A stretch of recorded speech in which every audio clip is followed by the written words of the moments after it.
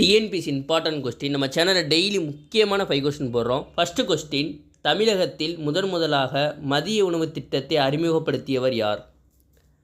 Option B Thiyagarayar. தெரிஞ்சவர் காமராஜர் என்று அழைப்போம். அதுக்கு முன்னாடியே தியாகராயர் மதிய உணவு திட்டத்தை அறிமுகப்படுத்தியிருப்பார். அந்த திட்டத்தை ஆண்டு தெரிஞ்சால் கமெண்ட் பண்ணிடுங்க. செகண்ட் கொஸ்டின், குடிநீரில் உள்ள மாசுக்களை நீக்கும் பயன்படும் முறை எது?